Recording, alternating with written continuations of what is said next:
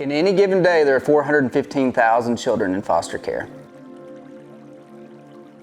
42% of foster children will be convicted of a crime.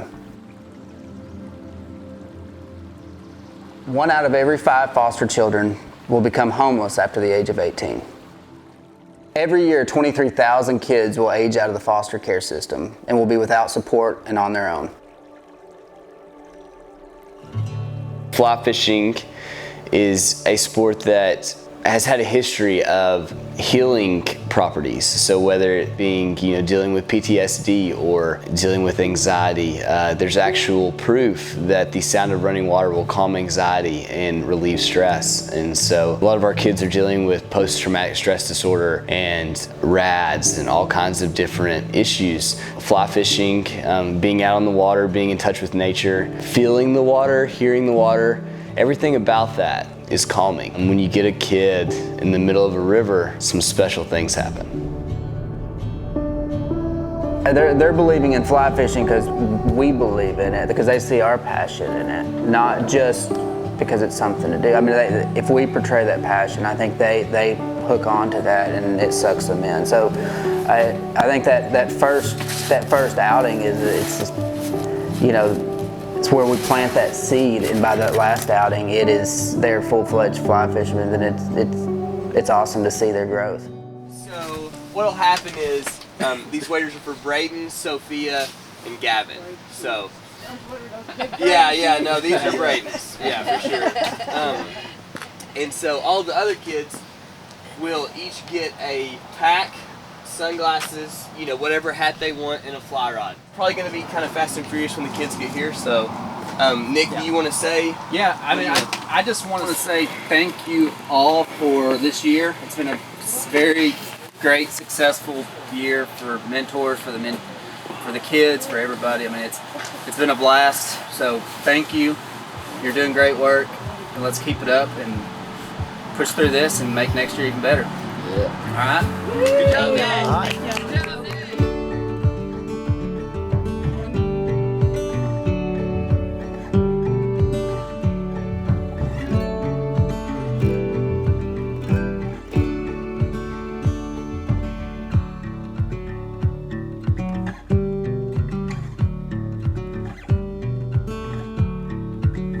Almost 2 years. This December, I think it's this November or December, I'll be in foster care for 2 years straight. When I first started, I was never able to fly fish, but as I worked with them the first time I went, I grew and grew. At this point, I was able to fly fish. I was able to catch so much, it was ridiculous.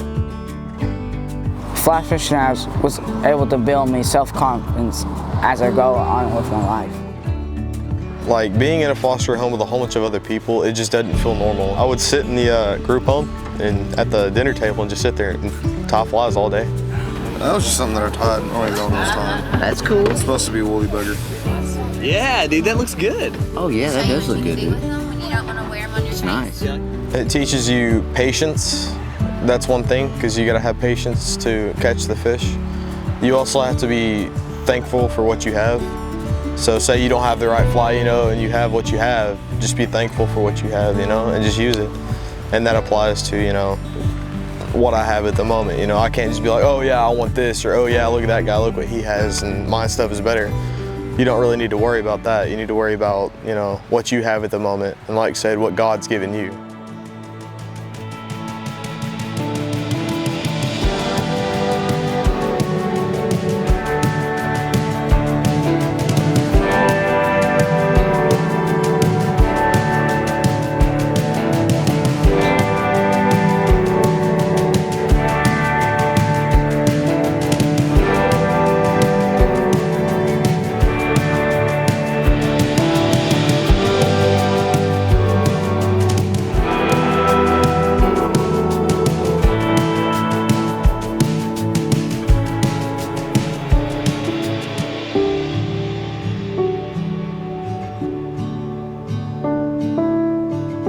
If I had to sum up my whole Mayfly experience, it would be terrific.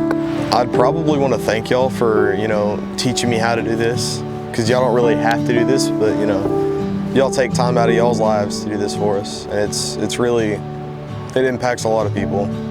One thing I would say thank you to all of them, because they help me grow as much as I can. And today I'm able to catch so many fish that I don't even know how to count now.